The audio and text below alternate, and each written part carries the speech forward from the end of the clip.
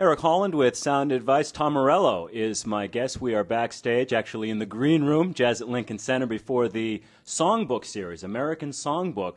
I like that, Tom Morello in the Songbook. Is that a bit of an honor? Yeah, it certainly is. I enjoy it as well. I mean, I've played a wide variety of shows in New York through the years, from stadiums with Rage Against the Machine to Zuccotti Park with the Occupy Wall Street movement, and now my career trajectory is brought me to Lincoln Center. So it's very exciting. Yeah. The last time I saw you was maybe 2-3 months ago at Hammerstein Ballroom. You were participating in the Little Steven ceremony. Yes.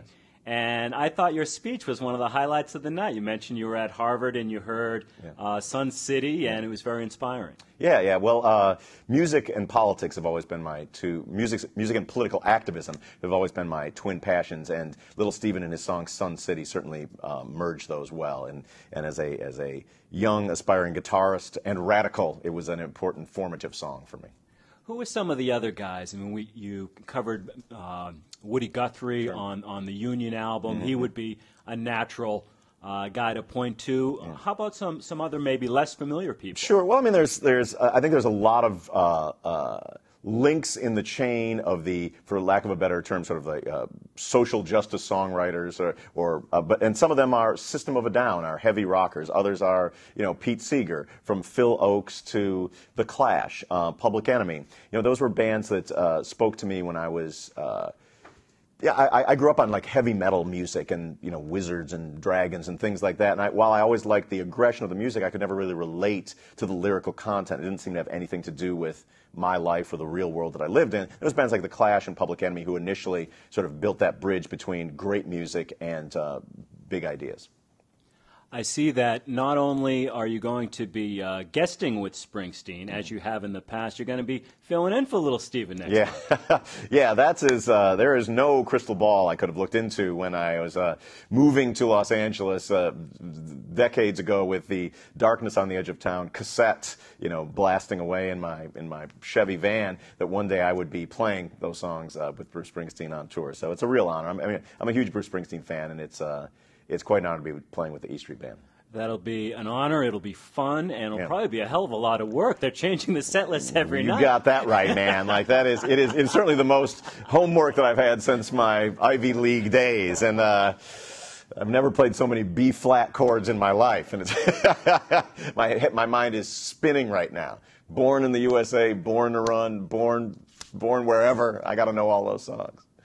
The shows you're doing now, particularly this show tonight at Jazz at Lincoln Center, would you consider this part of the last tour? Yeah, there's a continuum. For me, music has changed dramatically in sort of how I go about it. It used to be there was an album cycle. You make an album, you do press for the album, you release the album, you make a video, and then you tour, and then the next cycle starts. Now for me, it's become like a series of events, both with my politics and with my music.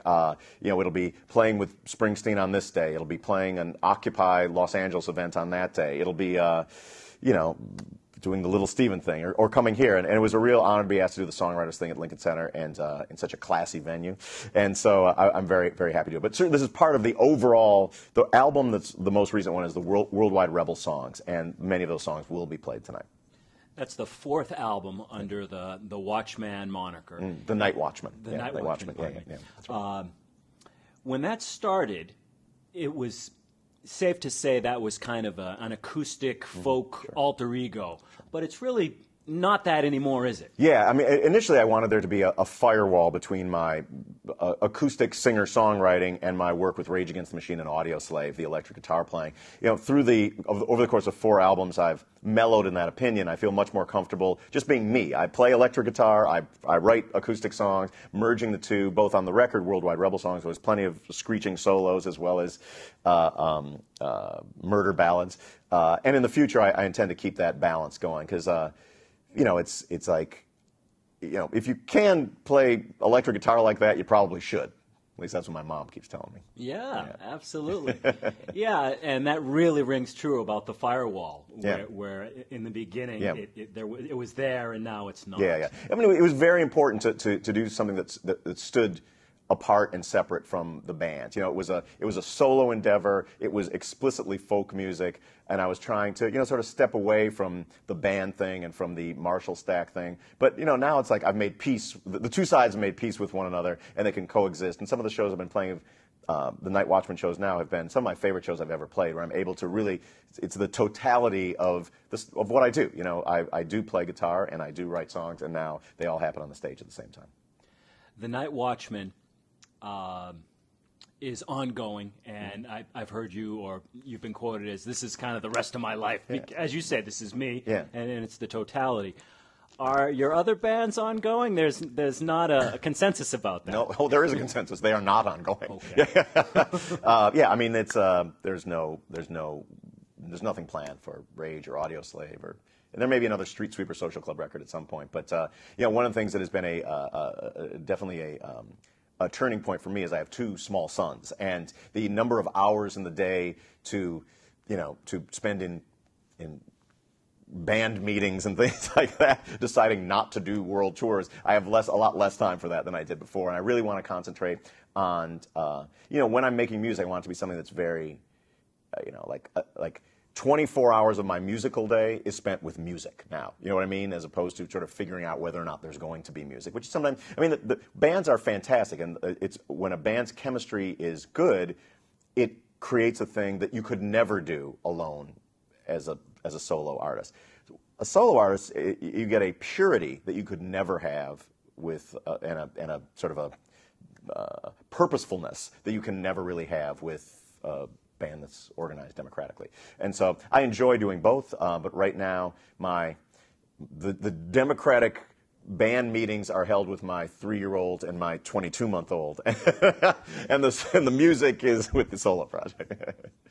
Well, it was great to have the 20th anniversary of the self-titled Rage album. I love the demos. What a treat they were. Yeah, thanks. It was, I mean, we wanted to celebrate the 20th anniversary of the first Rage record in style, and so since there weren't going to be any shows, we really dug deep in the vaults and found a lot of great live videos fortunately, we had friends who had video cameras in 91 and 92 who were filming the earliest shows. The first ever Rage Against the Machine live performances in there, the demos, which were pretty cool, which the band kind of arrived pretty fully formed, and so it was great to revisit that material and see and hear those songs again.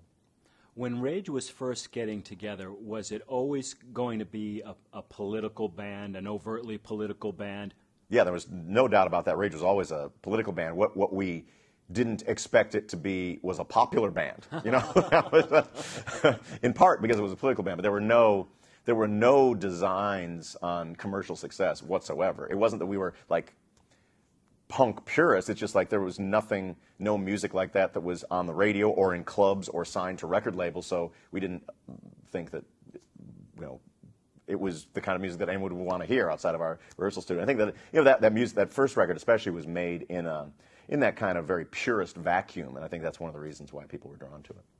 Well, it holds up phenomenally well. Not only are those songs still relevant, but they still sound dangerous. Oh, well, thanks. Yeah, there's some jams on it. I'm not going to argue with you. There's some jams on there, right? Had you guys heard the Urban Dance Squad record? And there was very little precedent for what you did at that time. For me, my rock rap, what Run DMC was a big deal. And I was a huge fan of Sabbath and Zeppelin and Deep Purple, but I also loved Public Enemy and Run DMC and LL Cool J. And then when I met Zach and Tim and Brad, it's the band just sort of emerged from that. I'd actually seen Urban Dance Squad, which I think was a fine band, but they were it was nowhere near. And the Chili Peppers too, flirted with the rapping with sort of. But Rage was the first band that I think had a real MC, a talented MC mixed with, furious Sabbath riffs, and that was, again, like I said, we never imagined anyone would want to hear that, but it seems that they did. Yes, they did. Yeah. All right, and for the record, you say no plans, but but it's not ruled out. You guys are all getting along. It's like saying that there's no Rage Against the Machine plans is like saying you didn't see a unicorn today. It's not really news. Sure. There were no plans yesterday. It's likely there'll be no plans tomorrow. So into the future, then we've got the Springsteen. Yeah.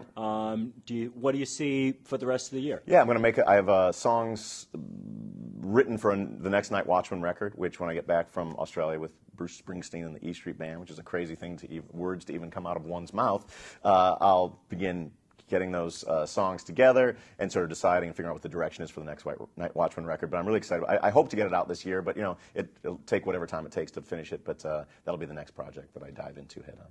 Excellent.